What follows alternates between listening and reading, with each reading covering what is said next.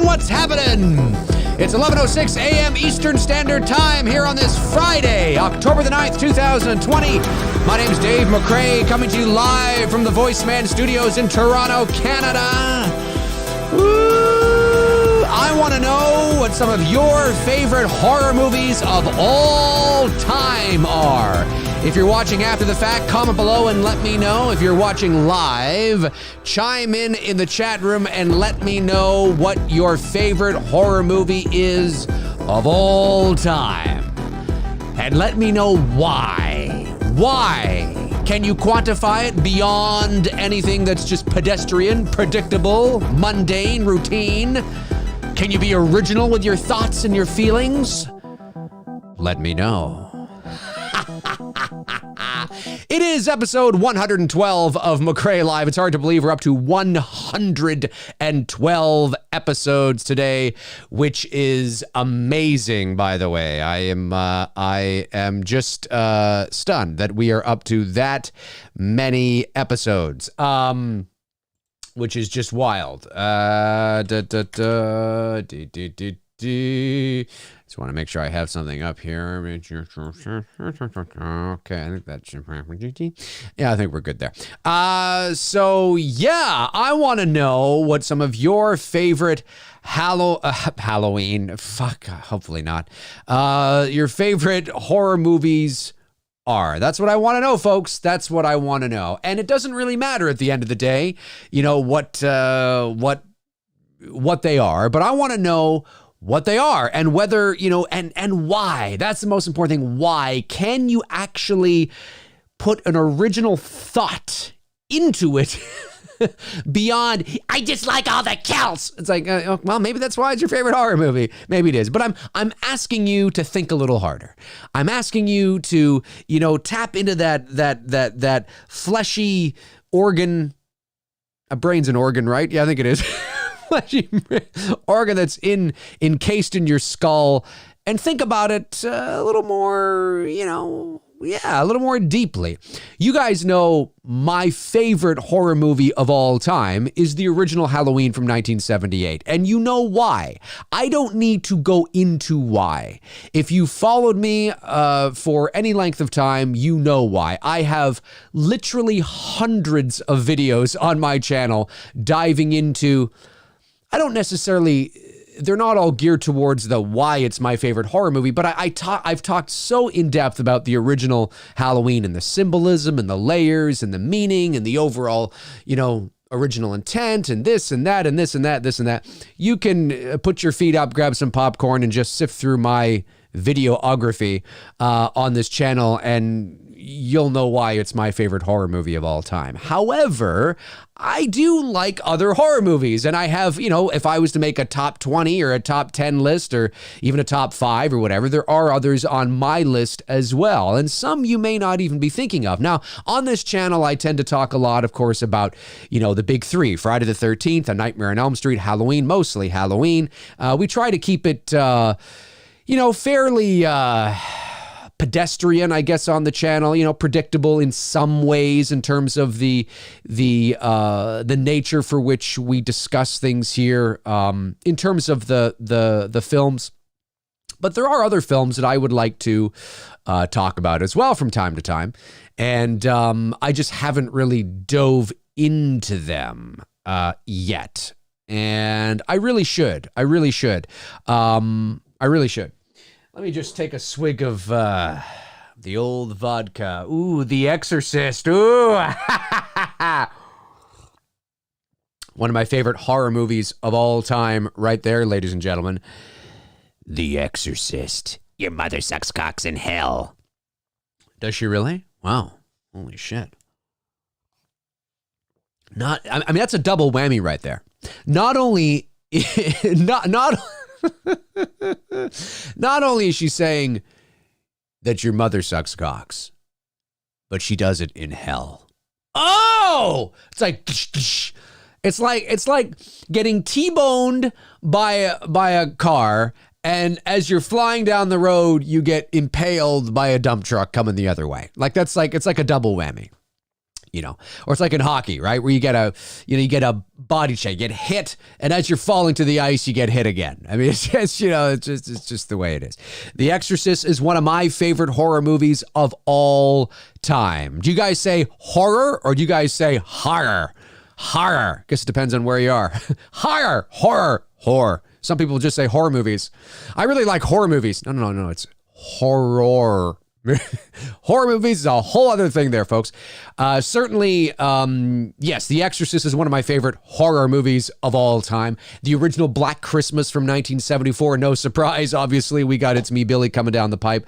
Hopefully. I know the province of Ontario is going to be implementing new strict measures today because Anyway, I don't want to talk about it. It's fucking ridiculous. But anyway, so we'll see how that goes. We're really kind of at the mercy of that. A Nightmare on Elm Street. Oh, I got Freddy Krueger. Freddy Krueger is enveloping me today.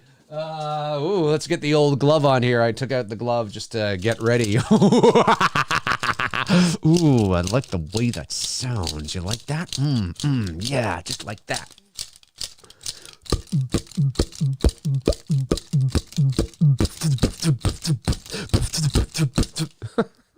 Do the Freddy! Yeah. Yeah, the original A Nightmare on Elm Street is my favorite in the franchise, followed by, I gotta say this, I know that this is an unpopular opinion, but A Nightmare on Elm Street 2, I think is my second favorite. And I think in some ways it always has been my second favorite, ever since I was even a kid. I understand its flaws. I get its continuity flaws and kind of things that make you go, okay. I get it. And of course it is the black sheep of the family because it's not really tied to anything else. I get it. But I just love Scary Freddy. I can't get enough of Scary Freddy, man. And I guess with whatever flaws Elm Street 2 has, it's made up by the fact that arguably A Nightmare on Elm Street 2, Freddy's Revenge from 1985, is the scariest rendition of Freddy Krueger we've ever seen. Even more than the first movie. Not that he's not scary in the first movie. He's scary in the first movie. But the way he looks in the second movie, man, with the sunken in eyes and the hooked witch kind of nose and you were all my children now. It's the way is what you've got the body, I've got the brain. All it just fucking. And he's sitting there and he's laughing at Jesse, and Jesse's like, and the whole thing, the way he just fucking looks and his brain is like pulsating. And fucking shit, and the way he's and then when he comes out of Jesse's body, right? He comes out of his body and he just sheds it off like a fucking caterpillar or something like that. It's like this transformation, right? Like a caterpillar. Caterpillars become butterflies, but you know what I mean, right? And he sheds it off, and he stands up and he puts on the hat. He just kind of puts on the hat, But I think he does this. I think he does one of these. Well, there go my glasses. 1 second here. I think he does one of these. Hang on, I think he does one of these. That's right. Oh my God, Dave's got hair. Yeah, for those of you that don't know, I do have hair. And I think he does one of these. He's like, and he stands up and he puts on the hat like this and he goes like this, and I think he just does something like that. I think he does something like that. Maybe I'm wrong. Maybe he doesn't. But for some reason, I have this idea in my head that he does something like that. He just, and the best too is when he's looking at Jesse, in the mirror, and Jesse's looking at him and he's in the mirror and he's like, or he's like doing this or whatever. Fucking great. He is scary in that movie, ladies and gentlemen. Scary. I'm telling you. One of my favorites. Of course, the original Friday the 13th, anything. Friday 1 through 4, I quite enjoy. Also, too, what else? I like the first Scream. Yeah, we're talking about sort of the classics right now in terms of the more predictable stuff. I like the first Child's Play for sure. I also like the first Texas Chainsaw I really like. But you know what? I like horror movies. Well, they're considered, even the film Whatever Happened to Baby Jane. Oh my God, with Joan Crawford and Bette Davis. Oh, Fantastic movie. Some of you kids probably don't even know what the fuck I'm talking about. But some of you that are older definitely know what I'm talking about. And I'm telling you, it's a great movie. It's a great movie. Whatever Happened to Baby Jane, black and white. I visited the Whatever Happened to Baby Jane house the last time I was in Los Angeles. Really cool stuff. Love that movie. Rosemary's Baby, of course, I really like. Rear Window, I absolutely adore that movie. Even going back to like the original Dracula, you know what I mean? Or Frankenstein or it's so important for people to be able to watch them within their context. American Werewolf in London. Oh, some of the best practical effects to this day. That transformation is unbelievable to this day. Wasn't a big fan of an American Werewolf in Paris. Wasn't a big fan of that one. I think it was Paris, right? But the original, I absolutely adore. There's just so many. There's so many. That I really can get behind. Of course, you know that I have a love for Switchblade Romance as well, which of course is, you probably know it as High Tension. Really, really like that movie. I really like The Orphanage as well. I believe that's a Spanish film. Really enjoyed that film from 2006 or 7, somewhere around there. Really, really, really like that movie too. So I have there's quite a gamut. Like I can watch horror movies from the 30s, the 40s, the 50s, like right from the 30s all the way up to now. I don't enjoy every single one, but there are, and I'm very picky. So it's not like I can just watch a horror movie and I enjoy it because it's a horror movie. No. I'm picky. I have standards. There's a lot of foreign horror films that I've watched that I've been like, whatever, it doesn't. And then there's been some that I've watched, I'm like, oh, now that's really good. You know what I mean? I mean, most horror films do suck. Most do. You've heard me say that 1,000 times on this channel, and I can't, I'm not the originator of that saying. It's John Carpenter, but he's not wrong. Most horror movies are not very good. And then there are some that are pretty good. And then there are even fewer that are really good, and then there are even fewer that are amazing. It's a genre because it's so exploitive and it's so saturated, and it's very easy to get into. A lot of up-and-coming filmmakers cut their teeth, as the saying is, on horror movies because they're cheap, they're quick, they're easy to produce, and they're fun to work on, and they can really be a sort of a testing ground for a filmmaker. And so there's a plethora of them out there, probably more than any other genre. I would not be surprised, right from, the top to the bottom, so to speak. So it's a saturated sort of market, if you will, but I absolutely love the genre. But I find myself disliking more than I like of those that I watch because most of them are not very good. It takes and as I get older, things really change for me. My tastes change, right? I think I talked about that on a recent McRae Live, where my tastes begin to change. Who I am as an individual has changed. I mean, I'm 41 years old. I'm not the same person I was when I was 17, 16, 15, 19, 20, 21, right? I'm old enough to have kids that are that age now. So I've changed, and I find that I've always been a theater of the mind guy. I've always appreciated that. But I think I'm more that now than I've ever been. So I love the subtleness and the nuanced horror films that can really creep me out in my head. Really, really love that kind of stuff. I love the very first Ring. I love the Japanese Ring too, from 1998. Love that movie. But I quite enjoyed the American version from 2002. I thought that was great. The sequel was garbage. But I was very eerie, creepy, very, very well done. Hereditary, of course, I thoroughly enjoyed. These, that's a film, obviously, that's very recent. Hereditary, I enjoyed. The first Insidious, I very much enjoyed. Thought that was great. Really enjoyed the first Conjuring. Conjuring 2 was much of the same, just more, and we'll see what 3 does. But, as the saying goes, Exorcist 3, That's The Exorcist, but Exorcist 3 was better than 2. It's fine. I mean, The Exorcist 3 is underrated for sure, but it doesn't hold a candle to the first one, in my opinion. Oh my God. What others are there? There's so many.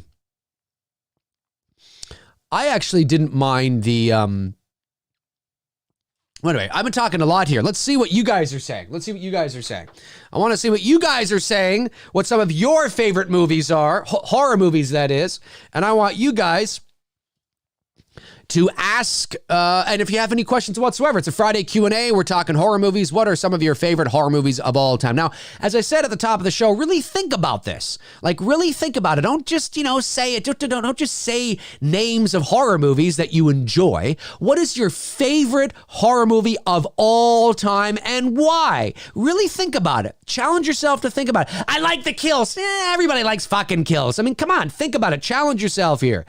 Right? We get sort of lazy and in this kind of routine that we settle in, and I can just say, so Dave, somebody could ask me, what's your favorite horror movie? Halloween. It's like we're on autopilot, but can I quantify it and really talk about the why, the real why of it? And like I said, I have like several hundred videos on my channel for that. And yeah. Hey, also, I noticed, I think Darren Sands is in the chat. I wanted to give a shout out to Darren Sands and Frank Riker, because I noticed today that you have made the official announcement. So I wanted to send a shout out to you guys.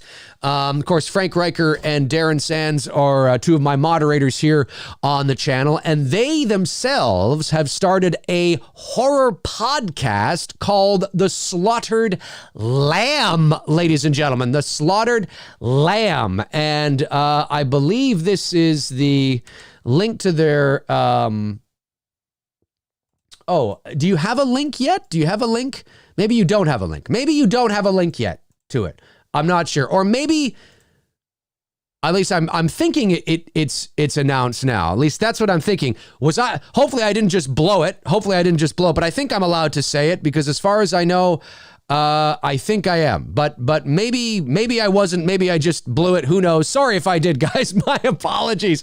But I wanted to get it out there because I won't send anything yet. But I just want to say that these guys are great. And there it is. Okay, there's the link. Thank you, Darren. I was searching for it and I couldn't find it off the top here. Thank you so much. Yeah, Darren. This is exciting. I'm excited. I had the opportunity to listen to their first episode last week, and I thoroughly enjoyed it. And the idea for The Slaughtered Lamb is Darren and Frank are going to be talking about horror movies that not too many people talk about, at least on the regular, because most of these channels, myself included, we tend to sort of favor the more popular kind of, populists, so to speak, kind of horror movies, and for good reason for it. I mean, they are sort of the mainstream of what most people are into. However, if you're like myself and you have sort of a broader reach and a broader interest in horror movies and movies in general, then this podcast might be up your alley, because they're going to be talking about movies that you can secretly go over there and kind of just, with some popcorn and just kind of, veg out and fucking share some fucking obscure horror shit with. And I believe, is it out there that they're, it's out there. Okay, so their first episode is going to be An American Werewolf in London, if I'm not mistaken. Now, you might be thinking, well, that's not obscure. No, in the big picture, it's not obscure, but not a lot of people talk about it. Myself included. It's one of my favorites of all time as well. And even I have to admit, I haven't talked about it really on this channel. So I do plan on doing that very soon, but I'm going to wait a little bit because I want Darren and Frank to sort of have their moment with An American Werewolf in London, and then maybe I'll talk about it and give my thoughts on the movie maybe next year or something like that. But make sure you check it out.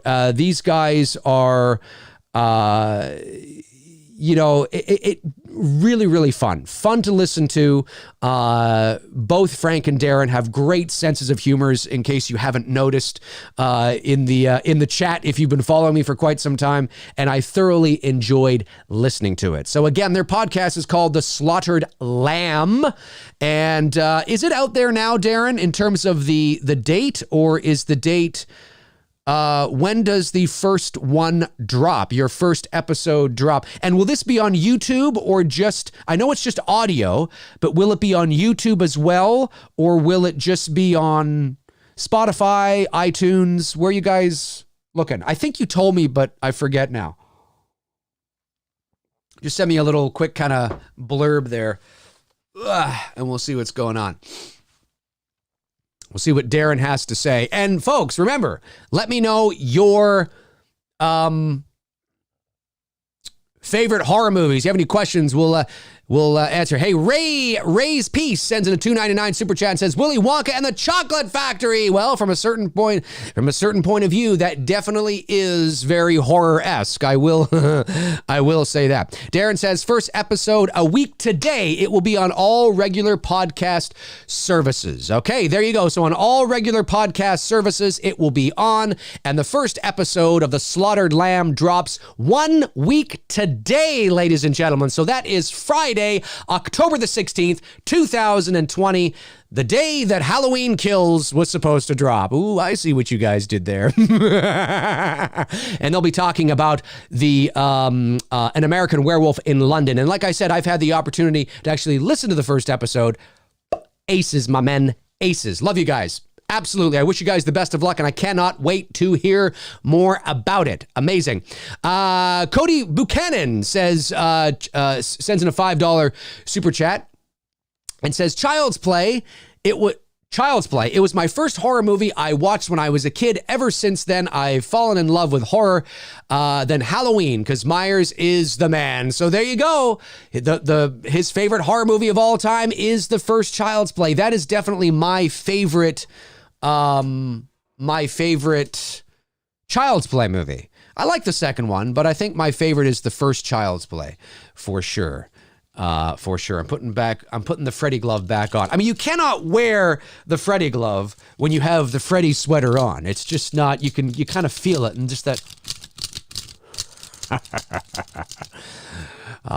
Yes, this is God.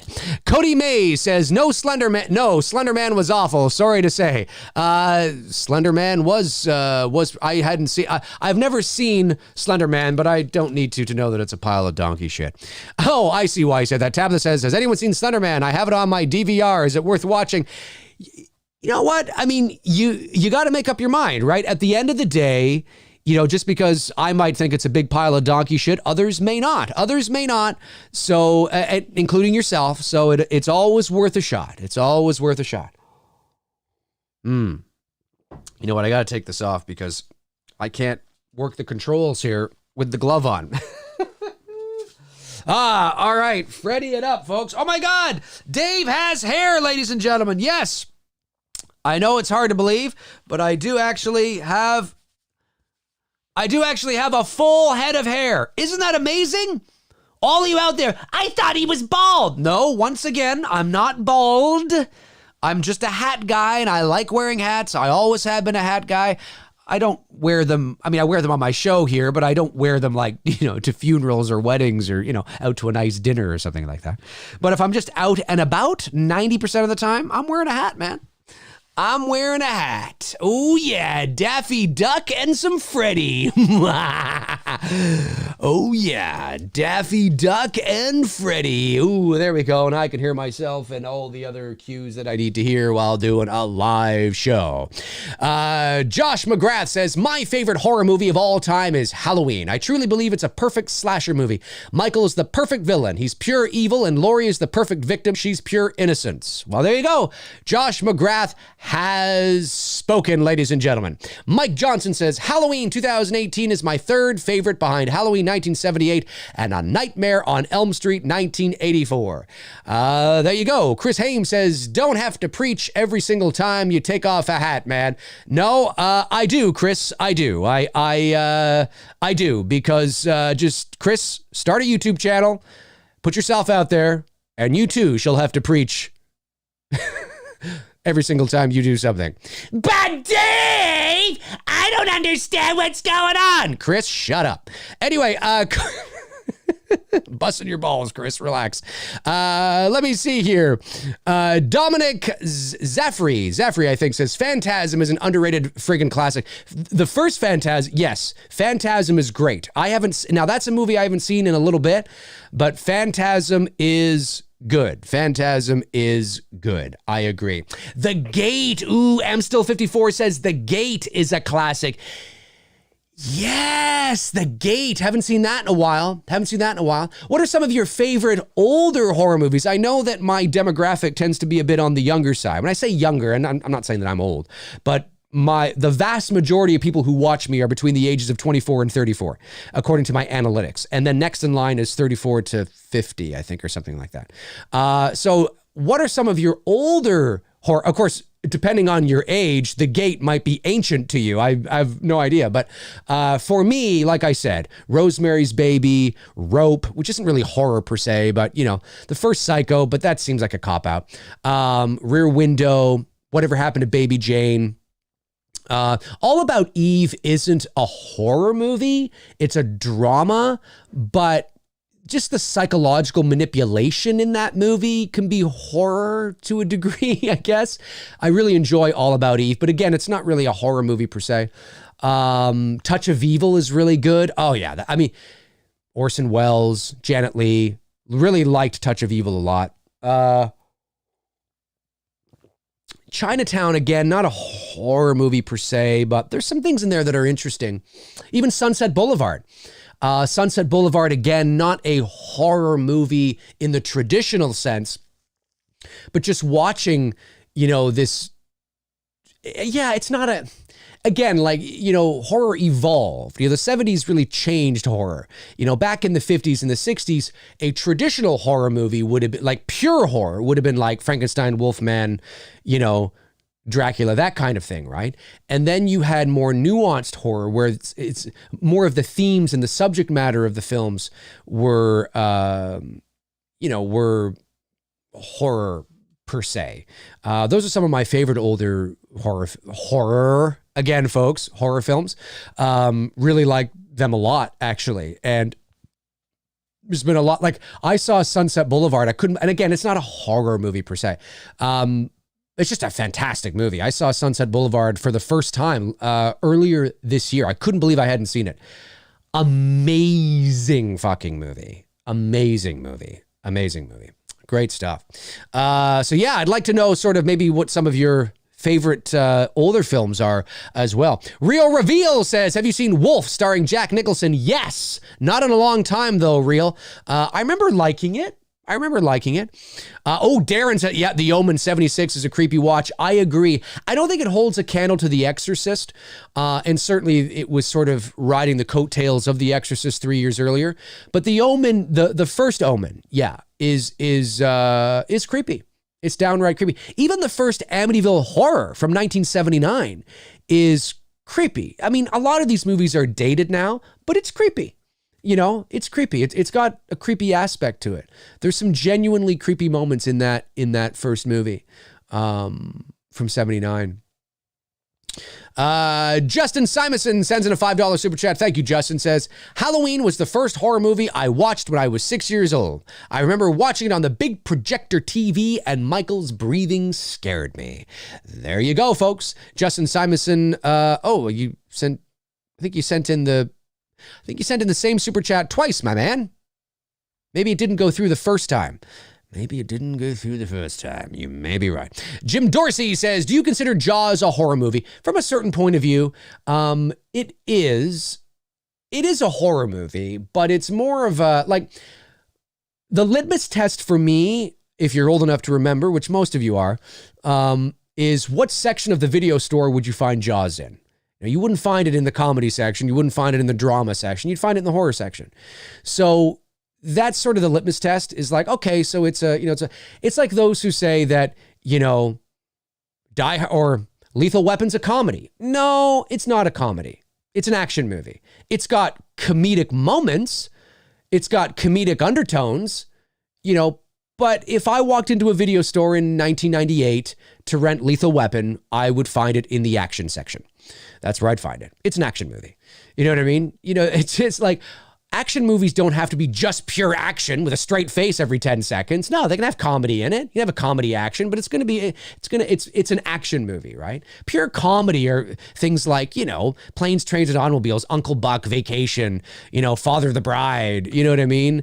The 40-Year-Old Virgin, like those are comedies, So yes, from a certain, Jaws is a horror film because there's some horrific things that happen in it. But you could also classify it as a thriller as well. It's a horror thriller, But yeah, I'd say so. I used to hum and haw over that for a long time.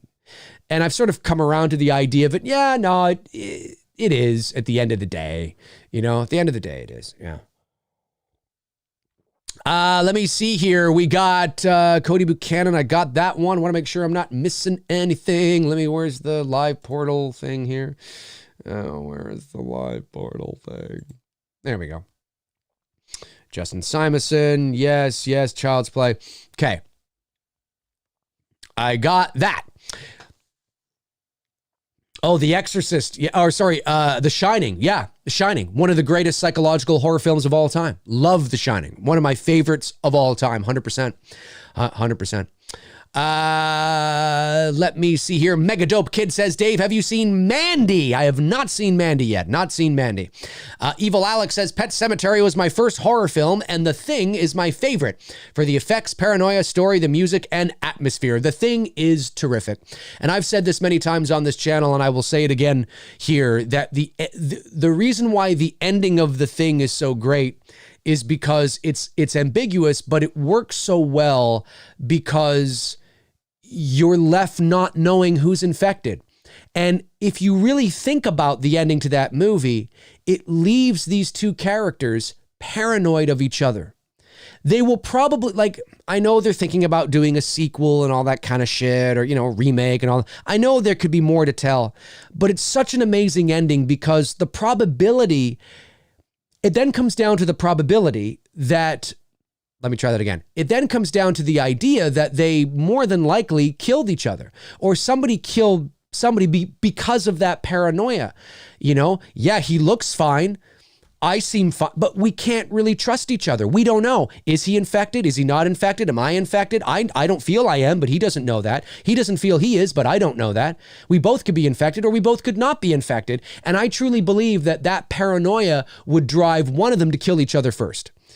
And that's great. And really, at the end of the day, I think if you want to lean towards something, I would like to think that neither of them are infected.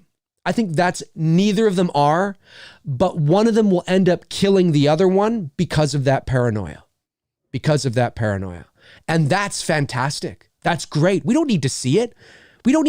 I as a movie goer, as a fan, can intellectualize that and go, that's cool. I don't need to fucking see it. I don't need to see it played out. I get it. I totally get why that's an ambiguous ending and why I as an audience have to be smart enough to walk away going, cool. I get it. That's wow. And I can fill in the blank myself. The Thing is great. The Thing is great. Gary Rangel sends in a $5 super chat. Thanks, Gary. Says, my favorite scary movie is Halloween and Scream because both movies brought back the horror genre. Well, I wouldn't say Halloween brought back the horror genre. Scream revitalized the slasher genre in 1996. Halloween was just, horror had been around for years. Horror wasn't dead. Horror was evolving in the 70s. And Halloween was,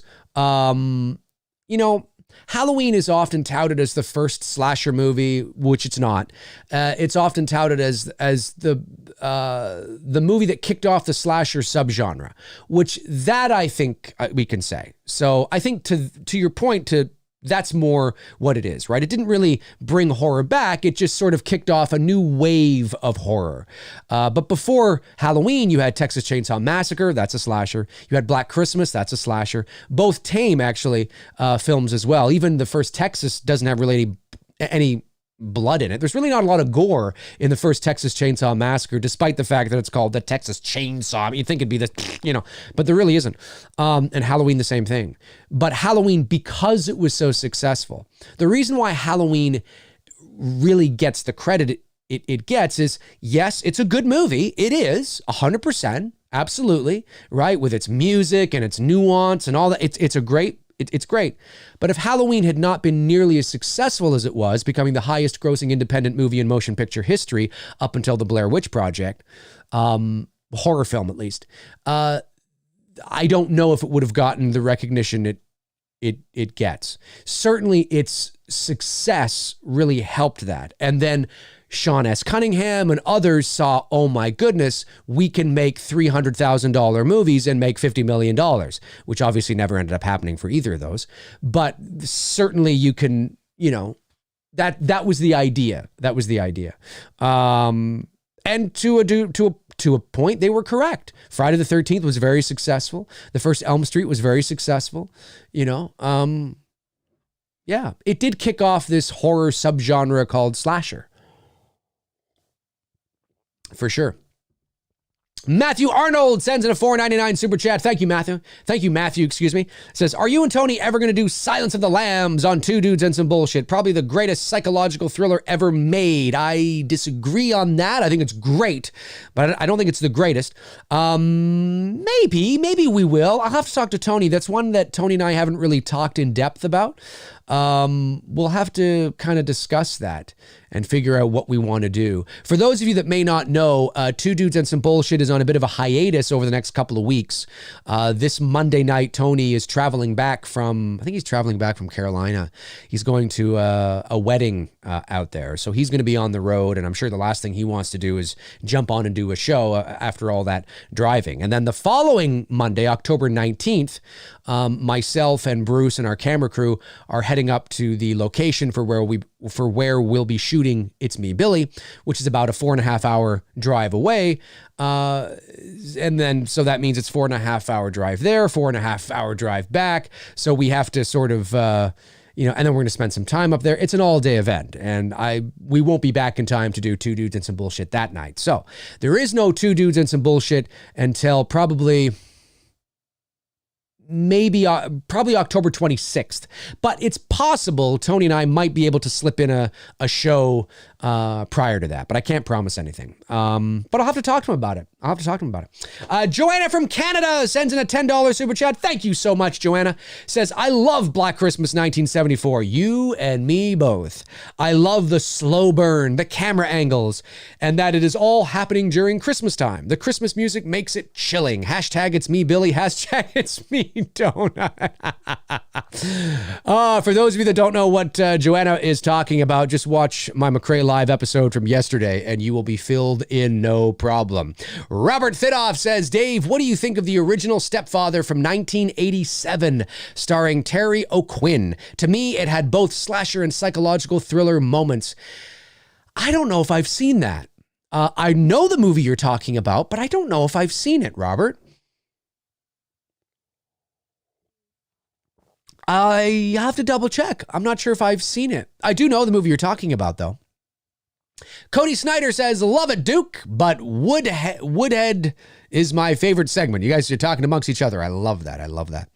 Let me see here. You guys are talking about the donuts now. I think that's hilarious. I think that's great. Let's see here. Paul Swires, is that how you say that? Halloween is my favorite movie and horror movie, but to pick a different answer, I would probably go either Night, Dawn, and Day of the Dead, or Day of the Dead, leaning more so on Night. Yes. I think my favorite of the original is Dawn of the Dead. I like Night of the Living Dead. It's a classic. 1968. I mean, Jesus, you could even, and although it's science fiction, it does have horrific elements to it. There's a psychological aspect to 2001: A Space Odyssey. I adore that movie. I think it's fantastic. And the layers and the symbolism and the meaning, fucking Kubrick was injecting some real deep fucking seated creepy shit into that movie, man. He was. And, yes, it's science fiction, but there is, let's just say if you do a little bit of digging and you read up on it and there's some interesting layers there, and that's 1968 as well. But yeah, I like Night of the Living Dead. I think I prefer Dawn of the Dead. When was that, 78? I think Dawn of the Dead was 78. Wasn't it like 10 years later or something? Was it 78? Hey, Google, what year did the original Dawn of the Dead come out? 78. The release date of Dawn of the Dead was September 1st, 1978. Yes. September 1st, 1978. I'm good with my dates, man. I'm good with my release dates, I'm telling you. At least the year, not necessarily the month or the day, but the year I can be pretty spot on. Let's see here. Dalton B says, "Hi, Dave. I know for me, Halloween is my favorite because I grew up watching it a lot and always loved it. Do you think the same goes for you, or is it simply because of the story and the atmosphere?" I would say that I think it would be not correct to not include nostalgia in there. However, Halloween was not the first horror movie I ever watched. I watched A Nightmare on Elm Street and Friday the 13th before I watched Halloween. And you could say, and for a lot of us kids who were growing up through the 1980s, we did get into Freddy and Jason first before Michael Myers. And there is a reason for that. I was born in 1979. So I was 5 when the first Elm Street came out. And I was 5 when Friday the 13th had already had, 4 Friday the 13th movies. Freddy and Jason, as you've heard me say, ruled the 1980s. They were the kings. Michael was non-existent. Nobody gave a fuck about Michael. It's why, as I often say, when you try to dress up as Michael Myers, people thought you were Jason. There's reasons for that. They weren't being dicks. Because Jason ruled pop culture. And so did Freddy Krueger. And they see you in a mask that's white and they think, you're Jason, right? And the Michael Myers masks were terrible. Michael was 78, 81, and that was it. He wasn't there in 82, 83, 84, 85, 80, like in prime 80s, the prime 1980s, the prime golden age of slashers. Michael was non-existent, and you could say the golden age of slasher films is 78 to 86. That's what I always say, right? But Michael was virtually non-existent. So, but I watched Halloween and I watched a lot of the horror movies I did because of my older brother, Neil. And he was a big Halloween fan. And he said that he liked the original Halloween the best because of the music and the mask and all that kind of stuff, right? But he said what sort of sealed the deal for him was it was the first horror movie he ever watched that never gave him nightmares. Every other movie he watched gave him nightmares. I've never had a nightmare from a horror movie I've watched. I don't know why, I just haven't. But Neil did, and so he introduced me to Halloween. This is, 86 maybe, 85, 6, I don't know, somewhere around there. And I watched it and I loved it. I love the I like the storm at the beginning and the mask and and the music. I love the music. Even at that age, even at that young age of like 7, I was digging it, man. I was digging it. And so I do think there's a nostalgia factor there. There's a nostalgia factor of why I like I do think the first Elm Street is objectively the best. I think I think you can't, the idea that all film is subjective is yes, that is true in principle, in the sense of that I can't tell you what you like. I can't say what you like is wrong for you. I can't do that because, art in a way and how it affects individuals is subjective, right? But quality, there tends to be a general consensus of what makes a good or bad film in terms of its writing, its structure, its execution, its character development, all that kind of stuff. So to say that all film is subjective is true to a point in how it affects the individual, but quality still can be measured because there are rules and there are, there are certain things that that we've come to sort of agree upon, that the general consensus is that this is what makes something of quality. This is what makes a good movie. This is generally what makes a good horror movie. And you can measure that. You can actually measure that. That's why there was a McRae Live I did about 6 months or so ago, where there was this great article where they were actually measuring the brain activity of people who would watch certain horror films and found that I'm paraphrasing this, but it was a study that was done overseas, and sure enough, the psychological aspects of horror films affected the brain more than the gratuitous violence stuff did. That's a very, Cliff Notes version. Yeah. Go back and watch. I think it was maybe February, March. And I read the article. Maybe you can still find it online. It was really, really, really cool. So yes, all film is subjective in the sense that you like what you like. It's like you love who you love, right? You fall in love with who you fall in love with. Nobody can tell you that that's wrong. Well, no, it might be wrong for you, but it's not wrong for me. But when it comes to movies, there is a general consensus of what is quality in terms of structure, execution, development, and we can measure that because generally people can agree that, well, the movies, not just horror movies, but the movies that don't do well in these areas are generally not liked. And the movies that really do well in these areas are generally really liked, right? And there's reasons for that. So therefore, there is, we can measure it to a degree. We can come out with a probability. We can look at a movie and go, wow, it's firing on all these cylinders. It hits this, great development, all these things. And we can then say, I bet you most people are going to like this. And generally speaking, most people end up liking it. So, you can measure quality in art to a degree, and the same in movies. But certainly you can't tell somebody if somebody really loves Halloween 5, they love it. They love it, and that's real for them. But generally people don't, and there's reasons for it. We can measure that. So yeah, I think that part of it for me, Dalton is what you say there. But certainly I think even at a young age, I was only 7, 6, whatever, but I really did appreciate the creepiness of it and all that kind of stuff. And, it's probably why I like the first Elm Street the best and the first Friday the best and the first, they all share something in common to a degree. You know what I mean? So yeah, that's cool though, man. That's cool. I like hearing about that. Let's see here. Dominic Zaffrey,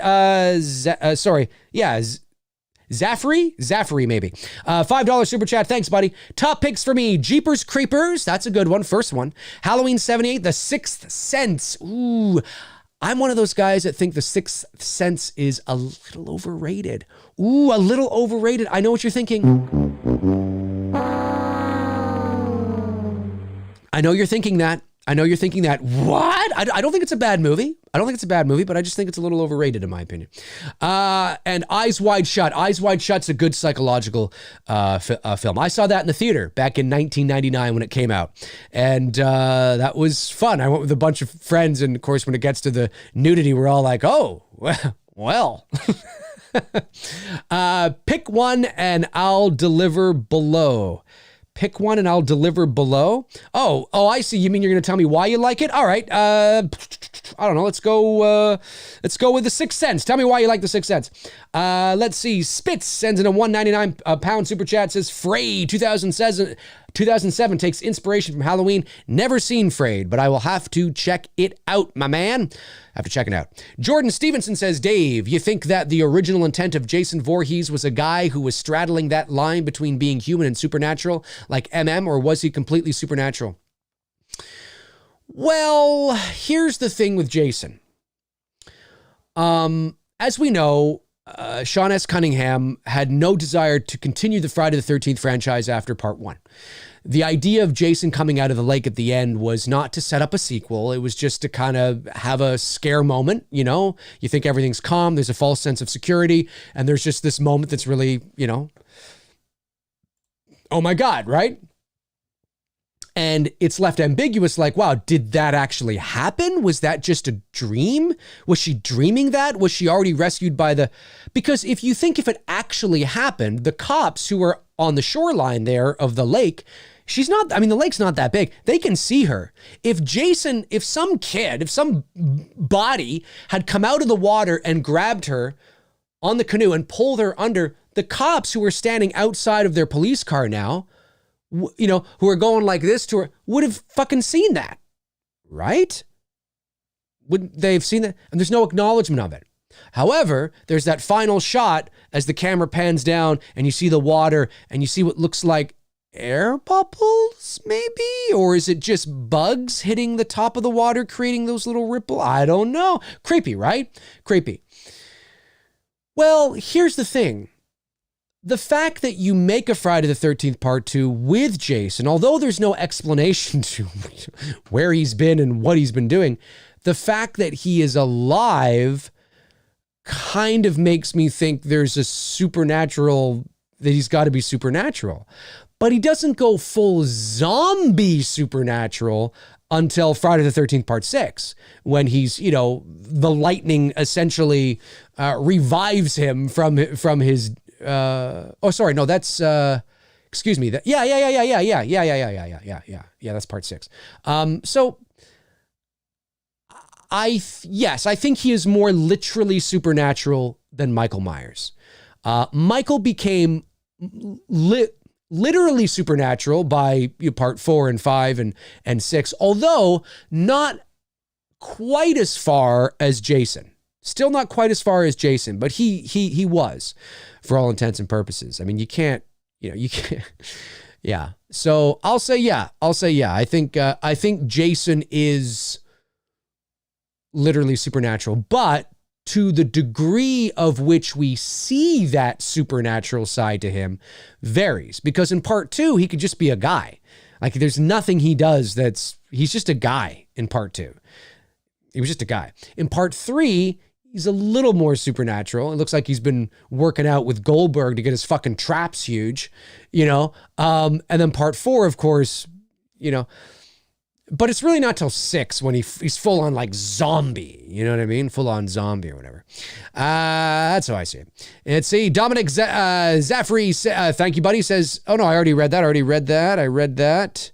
Let's see here. Reese Wilson, my man. Reese Wilson, ladies and gentlemen. Reese, it's great to see you. I hope you have been doing well. I hope you are doing well, Reese, and hanging in. Hey, Dave, been a while. It has. Hope you and the McRae's have been well. The Blob 1988 is one of my favorites. It's a lot of fun and has great old school special effects. I have not seen The Blob in years. My God. I have got to watch The Blob again. Wow. That's just fun. That's fun stuff, right? That's a good one, man. That's a good one. Johnny T says, Dave, where do you categorize Seven and The Sixth Sense? Well, I would say that because The Sixth Sense deals with supernatural, I would say it's a psychological horror film. Because Seven deals in real world, I would say it's a psychological thriller. I think that's pretty self-explanatory in my mind. The Hero with No Fear says, hey, Dave, I don't think I've heard anyone ask you this, but what do you think of the Jeepers Creepers franchise? Not much. And this has nothing to do with the director of the film, who's a convicted pedophile. All 3 films, he's yeah, he's just a scuzz-sucking piece of crap. But like I always say, you know, we have to understand that people can be both extraordinary. I don't believe he's extraordinarily talented, but I'm just saying that people can be very talented, extraordinarily talented, and scuzz-sucking pieces of shit. I mean, you can be both. And I think in the world of entertainment, fans tend to, when their favorite so-and-so, or when somebody's so big and so popular who appears to be so amazing and talented gets accused of something so horrific, again, evidence, we need evidence for it. But when, let's say, there is no shadow of a doubt, or it's very highly probable that this individual was, some fans and people have trouble wrapping their minds around that, because they think that, you know, they don't necessarily think of this consciously, but, you know, the idea is, well, how can somebody be so incredibly talented and successful and a scuzz-sucking piece of shit all the time? There are a lot of successful scuzz-sucking pieces of shit out there. And, you know, so just keep that in mind. What I'm saying has nothing to do with him being a scuzz-sucking piece of shit. Some people can't separate art from the individual. I can. I can still watch Seven and enjoy Kevin Spacey's performance. I can still watch American Beauty and enjoy his performance from that perspective. For some people, it can be more difficult. But I will say that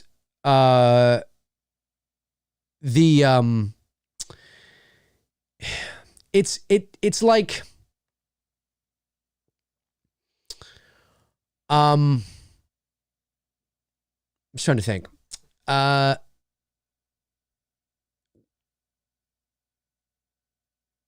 Okay. Sorry, it just looked like we bounced off, but we didn't. I'm looking at the stream and we didn't. So the first Jeepers Creepers, I like. I like it a lot. And I think it's a solid little slasher film that's different. And I like the Creeper. I think he's really cool. It's too bad Justin Long didn't return. But I will say that although I thought part 2 was a massive step down, kind of fun being on the school bus and things like that. But, you know, I didn't enjoy it as much as I did the first one. And I thought the third one was a pile of donkey shit. I got about maybe halfway through it and I turned it off. It was garbage, absolute utter trash. Just fuck. I hope he does just put it to bed. But the first one is pretty good. I like the first one. Chris says, my favorite horror is Sinister. Ooh, that's a good one. The first Sinister. That's right. From 2012, I think. That's a movie. You see, I'm always somebody that I'm of this mind. When it comes to supernatural films, I understand that there are people out there that really want, or that don't care about this because it's a supernatural film. And if there's a lot of special effects and in your face supernatural, like there's no nuance, there's no subtlety, you know, people can enjoy that. For me, and I guess it's just because I like all my horror movies to be this way to a degree, but if you can make a supernatural film that's subtle and really rely on mood and atmosphere, and then only hit us maybe with, you know, the money shots towards the end of the movie, or maybe you're subtly peppering. See, that's why I really like The Conjuring, the first Conjuring, because even though they did show us some things, and the first Insidious is great that way too. James Wan is great at slow burns and peppering little things throughout the film to kind of build you up to a climax. If you peak too soon, you lose me. And then I just don't, because you have nowhere to go from here, you know, and I just don't like films that do that. So I would say that, yeah, I mean, you know, I like movies that really sort of, you know, are subtle in that nature. I will say. And Sinister is one of those movies. Sinister was a good movie. It was a good movie. Creepy and very eerie and very atmospheric.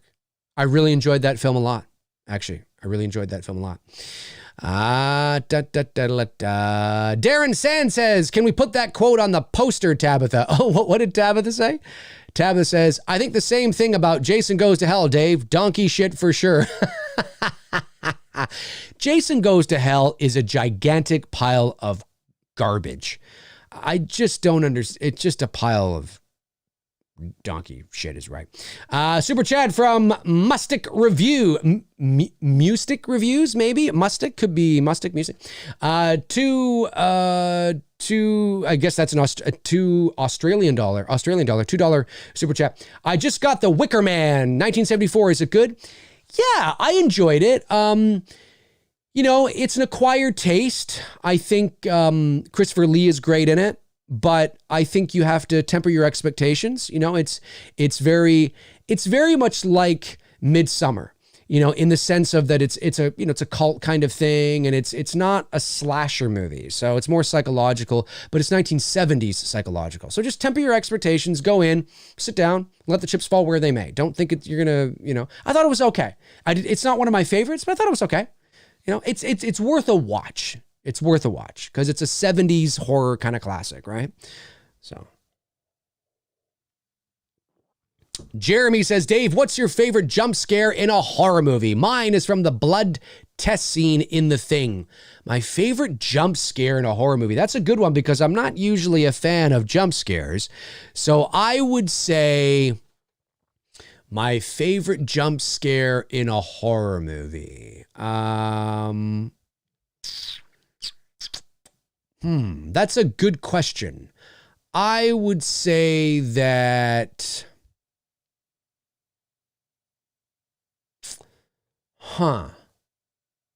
Jump scare in a horror movie. I don't know. I really have no idea. I'm not a big jump scare fan, so I'm not really sure. Not really sure. Oh, another, I don't know. I'll have to think about that. I'm sure there is one I can pick up and kind of go, oh yeah, that was kind of cool. But let me think on it. Another great psychological, and I would consider this a psychological horror because it deals with the supernatural. Stars my man Harrison Ford, What Lies Beneath. The year 2000, What Lies Beneath. Love that movie. Thought that was a great movie. And it was great to see, it's 20 years old for Christ's sakes. It was great to see Harrison Ford play the villain. Dave, you spoiled it. It's been 20 years. If you haven't seen it yet, you're not planning on it. Hex Boom. I like that. Hex Boom says the Dan Aykroyd jump scare from the Twilight Zone movie. Yes. Yes, it is. It is. It is good. I got to watch that again. That's when they're in the car at the beginning, right? Oh, the chest butt. Yeah. That's good. It's good. Dylan Prell says Abbott and Costello scared the poop out of me. Well, hopefully you're able to gather that poop up and reinsert it or whatever. I don't know. David versus Goliath. Thanks, David. Says The Witch and the Lighthouse, excellent and new. The Witch was shot up here, I believe, actually. And I enjoyed The Witch. I thought The Witch... Yeah, I enjoyed it. I liked it. The Lighthouse, I enjoyed. The Lighthouse is definitely that acquired taste.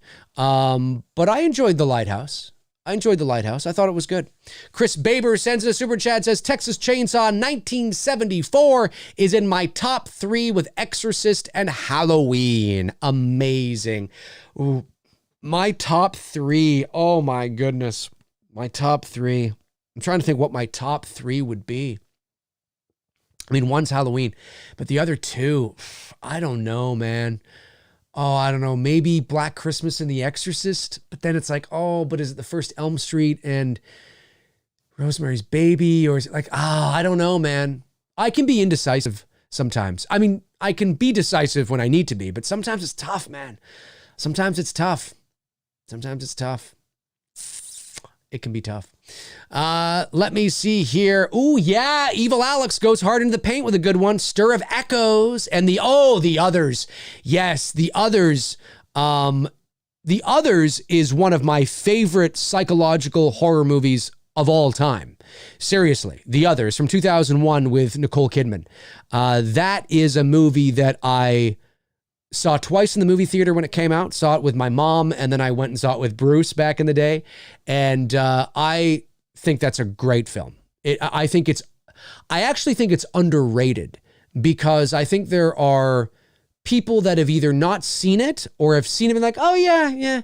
And look, it's sort of, because it has a similar style of reveal as The Sixth Sense, although it is completely different, it's sort of got lumped into they're ripping off they're not ripping off The Sixth Sense. I like The Others better than The Sixth Sense. I think The Others is a better movie than The Sixth Sense. I don't think The Sixth Sense is a bad movie, not at all, but I think The Others is a better movie. And I would watch The Others 10 times more than I would watch The Sixth Sense. I'm serious. I'm not a big fan of The Sixth Sense. And when I say I'm not a big fan, I don't mean I hate it. I'm just like, if it's on TV, I'll sit and watch it. I don't own it. That should tell you something right there. I don't own The Sixth Sense. Now, if I see it for cheap or something, yeah, I might pick it up because it's good to have, because it is considered a classic. But it's one of those ones where I just never, I don't know, it just didn't hit me on the levels that it hit most people. So The Sixth Sense for me is not something I'm, but The Others, I love The Others. I have The Others on DVD, Blu-ray, VHS, love The Others. Yeah, love that. And what was the other one you said? The Others and, where's Evil Alex here? The Others and Stir of Echoes. Yes. Stir of Echoes is a good movie. If you haven't seen Stir of Echoes, 1999, I think. Hey, Google, when did Stir of Echoes come out? I think it's 99. The release date of Stir of Echoes was September 10th, 1999. Yeah, there you go. Good with my dates. I would say that, and that's got Kevin Bacon in it. And I think that's a good movie. Yeah. It's got a few cliche tropes in it, but it's pretty good. Like, as far as those kinds of movies go, there is a general consensus among most horror fans that Stir of Echoes is, yeah, that's pretty good. That's a good one, because it's in that, but it's pretty good. It's not easy to pull off a supernatural.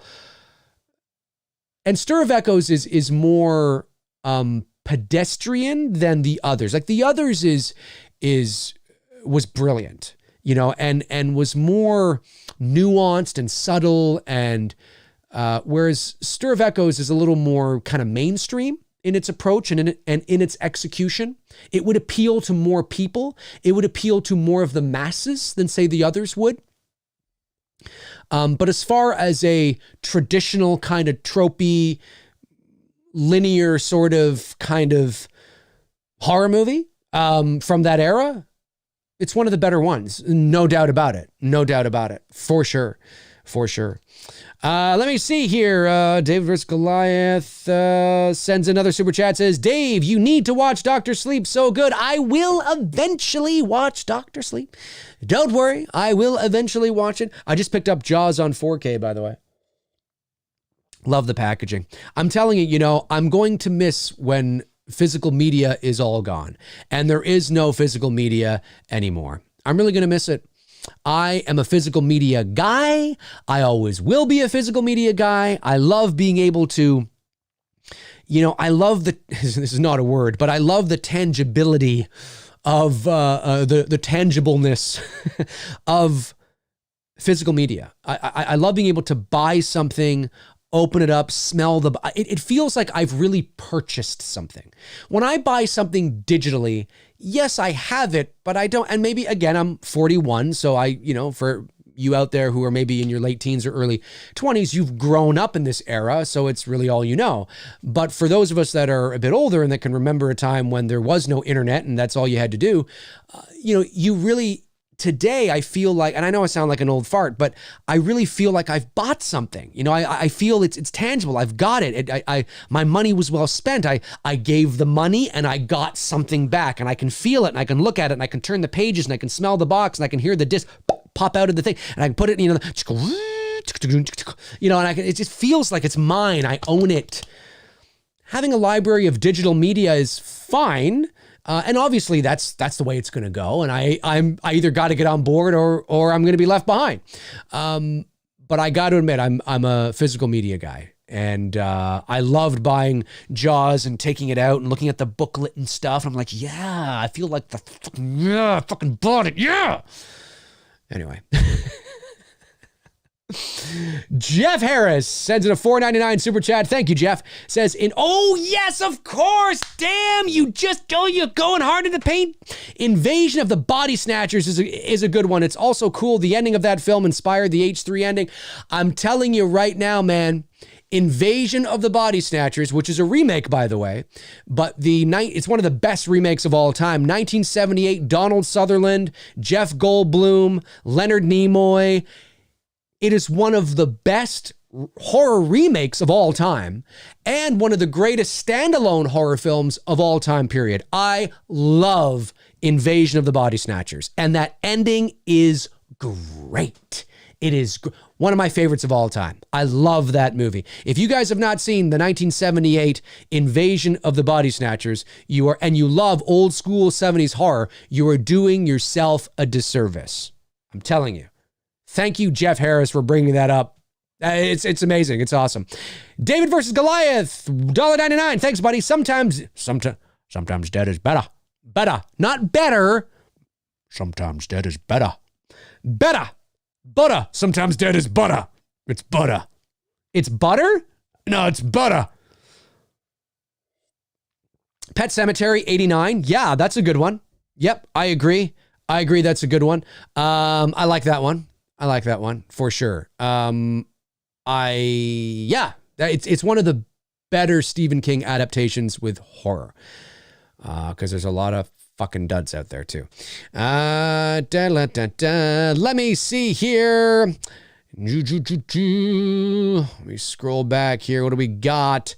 Gary Rangel says you can always order physical media online, even though they won't be selling it in stores. It's not going to be gone forever. Oh, I don't know about that, Gary. You can do that now. Yes, but eventually physical media will be more and more difficult to get. You know what I mean? It's especially as we move, and it may not be in our lifetime, or maybe by the time we're like, 60, 70, which isn't that far away, sadly.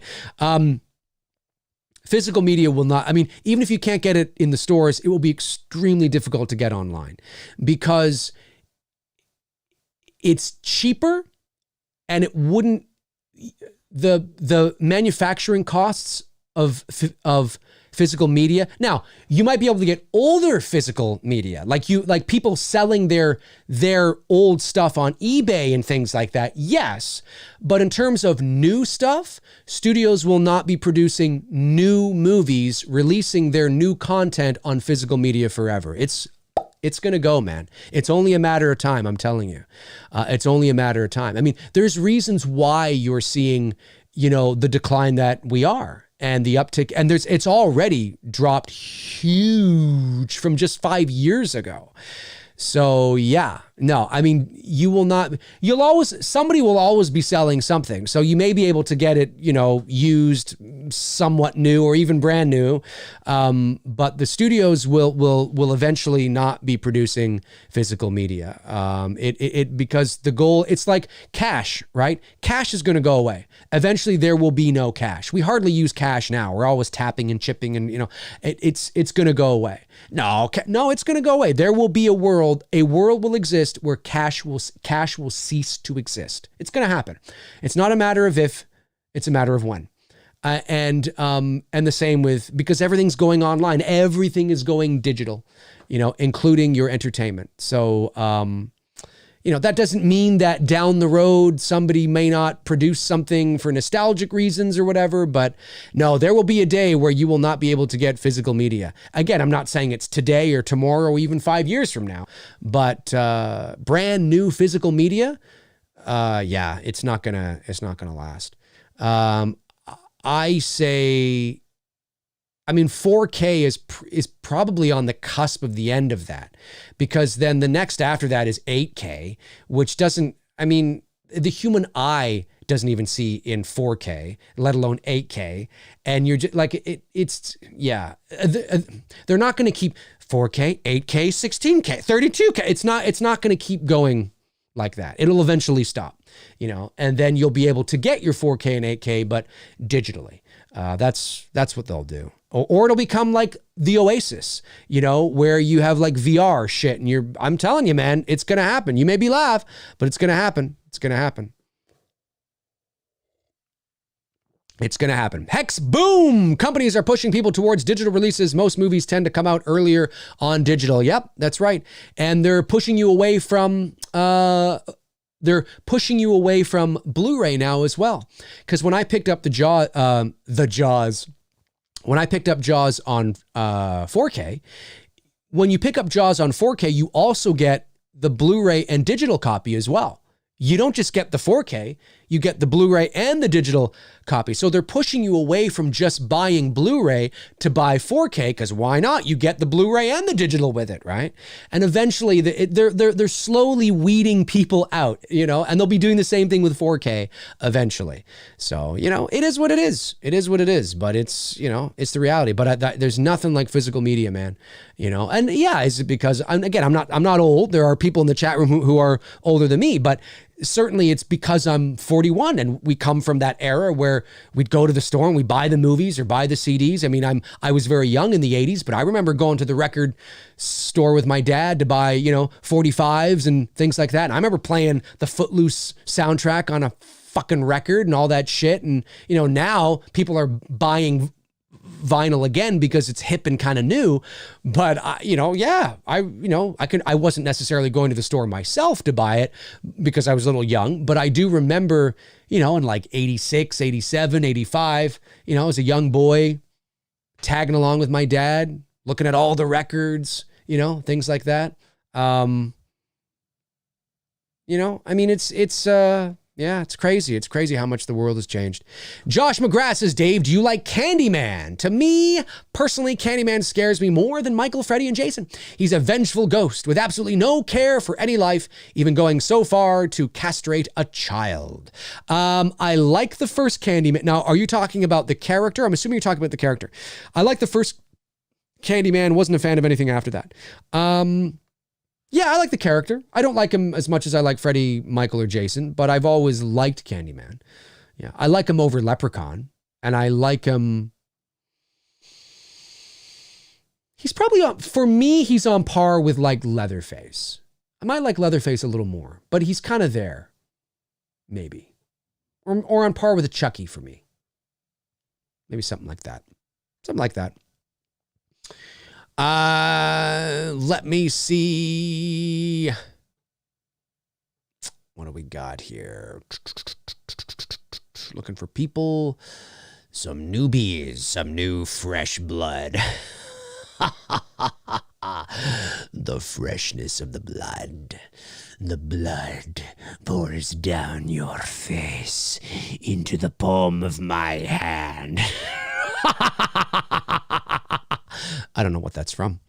Just made it up. Mr. No Name says, hey, any chance we get to see an episode about Bad Moon? It's a great werewolf film. If you haven't seen it, it's got the kid from Home Alone. You mean Macaulay Culkin? In it, as well as the best looking wolf in cinema. I have never heard of Bad Moon, Mr. No Name. I've never heard of it. Or it's entirely possible I have, and it's just not clicking in my brain. And then when I look at the poster, I'm like, oh, yeah, that happens a lot. You know what I mean? So I will have to double check on that, but it's not ringing a bell off the top of my head. Anyway, Goomba Johnny says, a few recent franchise favorites for me are Conjuring, Saw. Saw's a good one, the very first Saw, and Collector. I always say the Collector is a mashup of Saw and Home Alone. I still have to see the Collector. Let me see here. What do we got?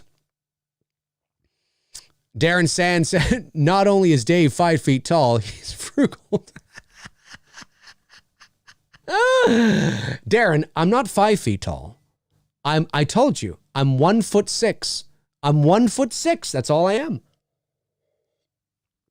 I'm 1'6", folks. That's what I am. I'm 1'6". The camera makes me look bigger. What do we got? Ooh, session 9, says Vanessa Ailman. Alman? Ailman? Could be both. It's the phonetic in me. Yes. Session 9. Yeah, 2001? 2001? Hey, Google, what year did Session 9 come out? The release date of Session 9 is July 2001. Woo!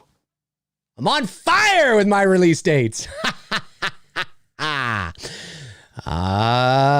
Let's scroll down here. What are you guys saying? RGD Spider-Man says, I think in terms of remakes, It 2017 was pretty good. Yeah, and it's not even really a remake. I mean, it's hard to compare it to the 1990 miniseries, although I know it is. I liked it. I didn't love it, but I liked it. And once again, I think the first chapter is better than the second, but I actually like the second chapter. It's okay. It's a tough thing to do. I think when it comes to it, really at the end of the day, I sometimes wonder if Stephen King's It, because it's a book that's, what is it, like 1,100 pages? It is epic.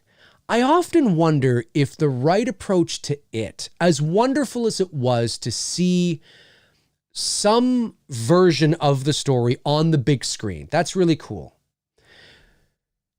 And I certainly understand why, and it made boatloads of money.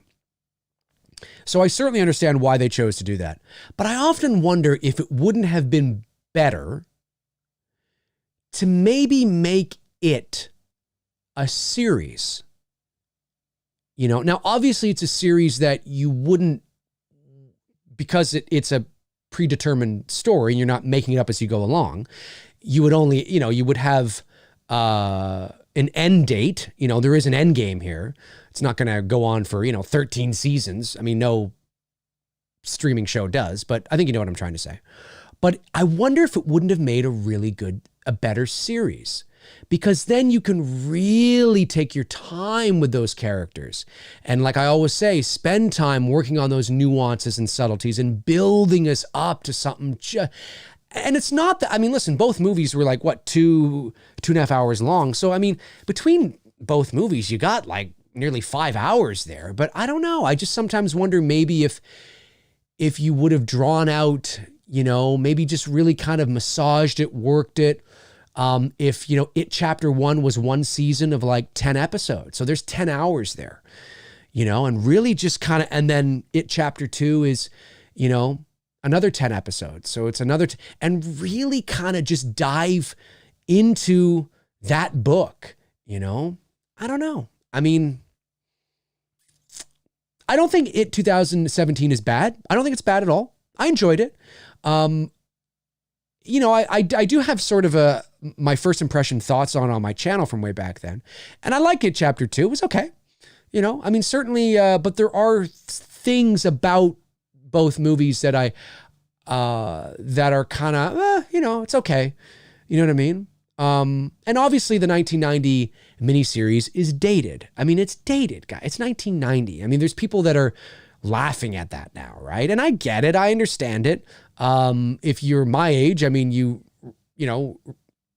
remember it very well. And I was 11 when it came out, and Tim Curry scared the fuck out of me. So, but it's a different interpretation of the clown as well, so yeah, I don't know. I like it though. I like It Chapter 1. I do. And I like It. I like the movies. I like them, but I'm not like in love with them. You know what I mean? I often have thought, because of the depth of that book, I wonder if a series would have been better. I don't know. Comment below and let me know your thoughts. Of course, you can't do that till the show's done, but I mean, if you're watching after the fact. Mike Johnson says, I loved It Chapter 2. I kind of liked it better than Part 1. I thought Bill Hader was hilarious, and I found the movie more enjoyable. There you go. Oliver Mercer says, one of my favorite horror detective films would be Exorcist 3, and you should check out The Ninth Configuration from William Peter Blatty. It's absolutely brilliantly written and acted. It's a lost gem. I've never heard of The Ninth Configuration, but I will make sure to check that out at some point when I get a chance. There's a lot of movies I need to check out now. Matthew Arnold says, I saw the first Halloween with my dad when I was 10, and it traumatized me. I spent the next 2 years looking in the closet and under my bed for Michael Myers before I could go to sleep. Thank you for sharing that, Matthew. Yeah, I have no recollection on the very first time I watched Halloween. I can certainly say it was probably about 35 years ago, which is probably why I have no recollection. I was probably like 6. But but then at the same time, I have no real recollection of sitting down to watch the first Elm Street or the first Friday the 13th either. Or any of the Friday the 13th or Elm Streets at that time. I do remember, I think the first Elm Street I ever watched, I think was part 2. That may have been the first horror. Well, no, that's not true, because I did see Gremlins in the drive-in. Of course, that's horror kind of comedy, but you know what? I actually think the first horror movie I ever watched, funny enough, was An American Werewolf in London. I think it was. I have this vague recollection of either seeing that at the drive-in. That doesn't make any sense, because what was that? Here we go. 80? Was it 80? Hey, Google, what year did American Werewolf in London come out? Was it 82? The release date of An American Werewolf in London was August 21st, 1981. 81. I was close. I was going to say 81, but I was 80. Yeah, so I would have been 2. So I don't think that's true. I know I saw Back to the Future at the drive-in when it first came out. That's 85. I know I saw Gremlins at the drive-in when that came out. That's 84. So I was 5 in 84. I was just a young little boy. I remember that. So no, I wouldn't. I don't think I would have seen. That must have been at home. We must have watched An American Werewolf in London at home. And I have a recollection of, as a young boy then, watching it on the TV. And I was like, I don't know, 5 or something, 4 or 5 or whatever. So I don't have any recollection like you do. But I do know it was in that time, obviously when I first saw them. But yeah, it's crazy. It'd be cool to go back and I posted a photo on my social media late last night, a throwback Thursday, of me as a young boy. I think based on how old I look, the shirt that I'm wearing, and I think it's about 1985. So I would have been 6. And I'm just making a funny face at the camera, and I'm wearing this Star Wars shirt, like an old school Star Wars shirt. Like now they make them to look like that. That actually was an old school Star Wars shirt.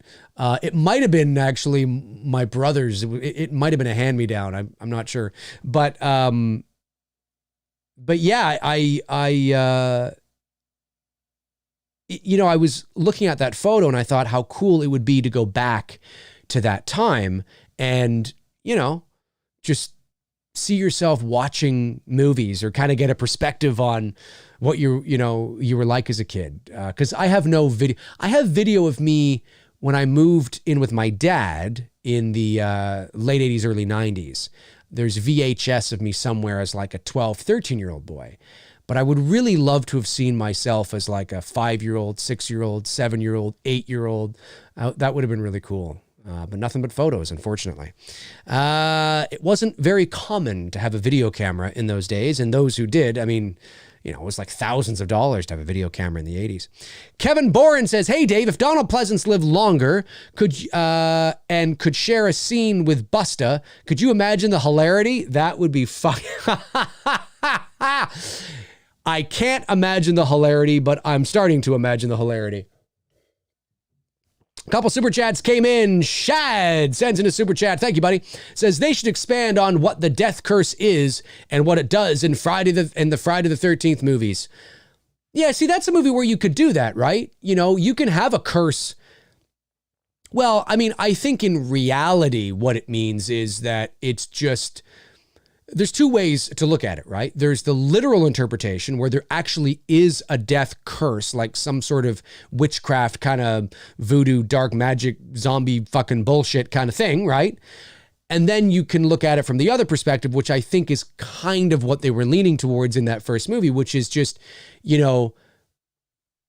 amongst the locals, because a horrific thing happened there, they call, they just kind of say, hey, oh, don't do that. That place has got a death curse. You know what I mean? Because a boy drowned there. Somebody killed 2 camp counselors. It's this whole thing. You know what I mean? So it just really you're just kind of saying it off the cuff. It doesn't really have a curse, but it's just kind of something people say. It's something the locals say. That I think was really its intention. And then, of course, shit hits the fan again, which doesn't bode well for it either, right? But if you wanted to dive deep into it and actually look at, is there an actual curse, like into the backstory, and now we're going like kind of Halloween 6 kind of route, I'm open to that because it's Friday the 13th, because he's literally supernatural from the get-go. From the beginning. Like, there was never any point where he wasn't supposed to be. So you could put that in. I don't think they're going to do that, but I could see it. I don't know. I'm open to hearing suggestions. I'm open to hearing ideas and suggestions of what people, want to say. But yeah. Chris Baber sends a $2.99 super chat, says Psycho 2 was a great sequel. Psycho 2 is a fantastic sequel. Dean Cundy, of course, is the director of photography in Psycho 2. I really enjoyed Psycho 2 a lot, actually. It's a very good movie. Very, very good movie. Let me see here. M Still 54 says Creepshow was my first horror movie. If you can hold your breath. Creepshow. I can't remember if it was Creepshow 1 or 2 that I watched first. I think it was the first one. I remember renting it from the video store. I was renting it from the video store. Creepshow 2 or 1. Yeah. Yep. Creepshow 1. I remember. Ryan Healy says, Dave, what's your opinion on Killer Clowns from Outer Space? I've never seen it. I know the movie you're talking about, but I've never seen it. It's not really my kind of horror. It takes me I'm not much for the, like Attack of the Killer Tomatoes and that kind. It's a little juvenile for me, but if I'm in the right mood, I will definitely watch it if I'm in the right mood. Oh, Evil Alex again going hard in the paint. The Mist is awesome and has one of the best fucked up horror endings. The Mist is The Mist is great. The Mist is a very good movie, directed by Frank Darabont, of course, who directed The Shawshank Redemption, The Green Mile, The Majestic. I think he's incredibly underrated. Well, I don't think he's underrated, actually. I think what I'm disappointed about is that he's not doing more feature films. I wish he would direct more feature films. The Mist was the last feature film he directed, and that was 13 years ago. 2007, I believe. Right. Hey, Google, what year did The Mist come out? I think it's 2007. In Canada, The Mist was released on November 23rd, 2007. In Canada. It was released in 2007 everywhere. I don't know why she's saying that. Probably because it's Google here. Oh, yeah. And I remember renting it from the video store because the video stores were still open at that time, as you know, but they were on the cusp of kind of on their way out, right? And I rented it and I watched it and I enjoyed. The only thing I don't like about The Mist is the CGI worm. When they're at the back of the grocery store and there's that weird worm thing, fucking looks terrible. It looks like ass. It looks like dog shit. It looks like a CGI worm. The other effects in the movie are great, but there's just that one scene where I'm like, I don't like this. I just think I just don't like it. However, having said that, I really enjoyed the rest of the movie, and I thought the performances were great, the characters were great, and that ending, man.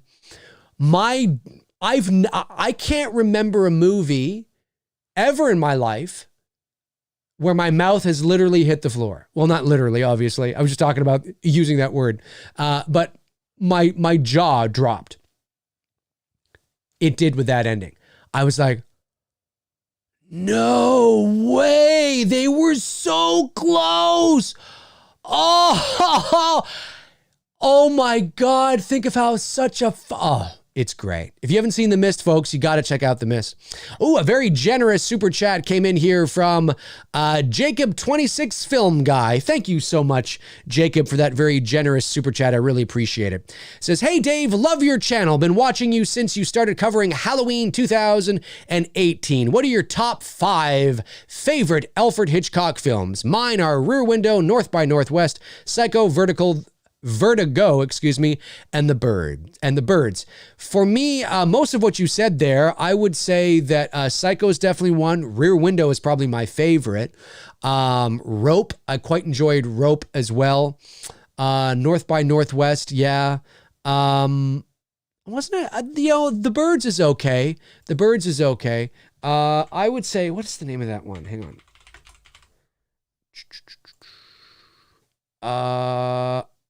It's escaping me, but I got to look at the poster here.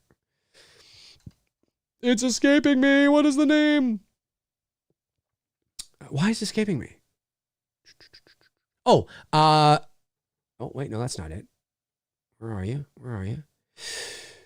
Yes, Dial M for Murder. I quite enjoy Dial M for Murder. I would say that that's probably up there too. And that is, Dial M for Murder is, if you've seen the, it's essentially a remake in 1998 with Michael Douglas and Viggo Mortensen, I think is how you say his last name, and Gwyneth Paltrow, A Perfect Murder. I love that movie, A Perfect Murder. And another one of the greatest psychological thrillers of all time is The Game with Michael Douglas from 1997. Have you guys seen The Game? Love that movie too. That's a great movie. Dial M for Murder for me is up there. I quite enjoyed that. And yeah, and of course, you said Psycho, Rear Window is great.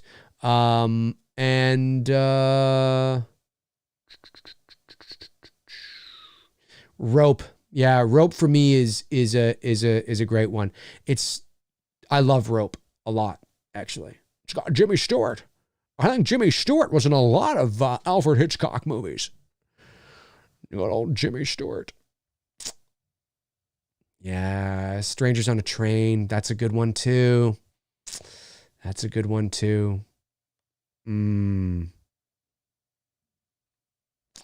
Ooh, yes. Yeah, there's a lot of good ones there. He made a movie in 1927 called The Ring, probably a silent film. That's what people don't understand too, folks. If you're a big Hitchcock fan, I mentioned this on yesterday's show. If you're a big Hitchcock fan, or if you want to learn more about Hitchcock, he's arguably most well known for Psycho because of the way it penetrated and embedded itself into the pop culture consciousness. But Alfred Hitchcock's Psycho, he had been making movies since the 20s. He started in silent films. Alfred Hitchcock, like Psycho is like his 40th movie or something insane like that. It's at the end of his career. Psycho is at the end of his career. Go back to the 30s and the 40s and the 50s and watch a lot of his movies from that time because he's got a lot of good ones from there. So I would say, yeah, for me, it's probably Psycho because it's just such a classic. Rear Window, Dial M for Murder, Rope, and North by Northwest is good though too. Vertigo, yeah. The Birds, I like The Birds, but it's never been one of my favorites by him. But I like it. Frank Riker says, for the sexy MFers in the chat, thank you so much, Frank.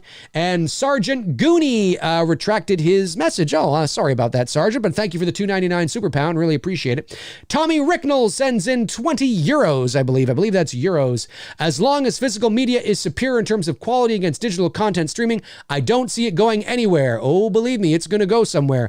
Believe the disc itself will be replaced by some sort of USB stick but disappear. I doubt it. Physical media you are, I like your optimism. Physical media, it'll go away. It'll eventually go away. It'll be gone. It'll all be digital, my friend. It will all be digital. And I know that might seem like, no, it's going to be on a USB stick. No, because it's about money. And as long as the studios, because you can see it now, right? You're beginning to see sort of the writing on the wall. It's not just Netflix. Now we have Universal having their own streaming service, Disney having their own streaming service, Warner Brothers having their own streaming service, Paramount is going to be having their own streaming service called Paramount Plus, I believe. It's only a matter of time before everybody has their own streaming service. And eventually you'll be able to watch 4K on like the same kind of quality. You'll be able to watch it eventually, 100%, no problem. It's already pretty darn good now. And eventually the cost of producing physical media, it doesn't measure up to what is selling, right? Maybe you will always buy it. Maybe I will always buy it. But in mass, it just doesn't make sense business-wise. Why are we spending millions of dollars to produce USB sticks for people when they're just not selling? You know, and what I mean by not selling, I mean that they're not in the masses to recoup the cost. Everybody is streaming. And now, why would we produce this when now it's the year 25 or 2030, whatever, and now we're streaming fucking 4K and Ultra HD like that, no problem on all these, you know, it will eventually go away. You know, everything is moving online. You can see it. I mean, you know, there were people that were, I don't know about down south, but in the banks now, you're hard pressed to find a bank that has a human teller. I go into banks now and there's hardly any human. There are some banks that still have it, but there are some banks I go into and I'm like, I want to talk to a human, and there's a human there, but it's not a teller. They're direct. No, you can do all your banking here, sir. You just do. I'm telling you, physical media will go away. Now, that doesn't mean that you won't be able to buy it in terms of, like, if I want to sell the shit I already own, yeah, you'll always be able to get physical media. But will the studios indefinitely, forever, till the end of time, produce and create new physical media? No, not going to happen. Maybe they will for like anniversaries, or maybe it'll go away and come back a little bit as something novelty and cool. Sure, I could see that. But I disagree, Tommy. I disagree. I think we will live in a world one day where physical media will cease to exist in that sense. But thank you for the 20 euros, buddy. Really, really appreciate it. My goodness, I'm over time. I have to skedaddle.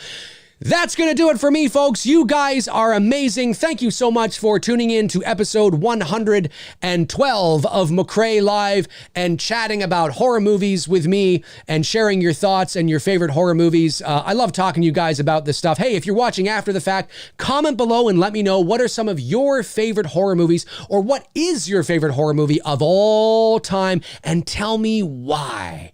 Really think about it now. Think about it. And why do I like this movie? Is it just nostalgia? Is it the kills? Or is there something deeper? Are there layers there? Really challenge yourself. I want to see what you guys have to say, because then it gives you a different perspective on why you may like something. I think it's kind of fun to do. But comment below and let me know your thoughts when you can. Hey, if you want to follow me on Facebook, you can at facebook.com/manythingsdave McRae. That's where I tend to post in the meantime, in between time. I'm not posting here. Tend to post, I meant to say.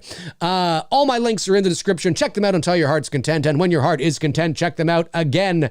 I will be back. There's always a chance, of course, I'll have a video over the weekend, but it is Thanksgiving weekend here in Canada. We celebrate our Thanksgiving the second weekend, essentially, in October. It's the same thing. We got the turkey, the stuffing. It's the same thing. We just celebrate it essentially 6 weeks before you south of the border do. But there is no Two Dudes and Some Bullshit on Monday. Like I said, it is on hiatus for the next couple of weeks because we're just too busy. So if there's no video for me over the weekend, you'll see me Tuesday morning at 11 a.m. But you never know. I might have something for you. Thank you. And don't forget, Darren, do you want to plug your podcast one last time here if you have a link? My great moderators here, Frank Riker and Darren Sands, have joined forces, and they have started a podcast together talking about horror movies that don't get talked about a lot. And it launches next Friday, October the 16th, wherever you can get your podcasts. And it's called The Slaughtered Lamb. The Slaughtered Lamb. And Darren, if you want to drop a link to your Facebook page in there, check it out. If you guys want to check it out, I think these guys are going to do a good job. I listened to their first episode where they're talking about, An American Werewolf in London, and I thoroughly enjoyed it. They're funny, smart, insightful dudes, and I think you guys will enjoy it as well. So, Darren, yeah, feel free to just drop the link into the chat there, and there it is, folks. There it is there. Check it out, support it, listen to their debut show next Friday, The Slaughtered Lamb. I love that title. Who came up with it? Darren or Frank? I'm going to say Frank. But maybe not. Maybe it was Darren. I don't know. Anyways, I'll talk to you guys soon. Alrighty. In the meantime, in between time, I'll talk to you guys soon. There we go. Now I'm ready for the Patreon card. Alrighty. Cheers.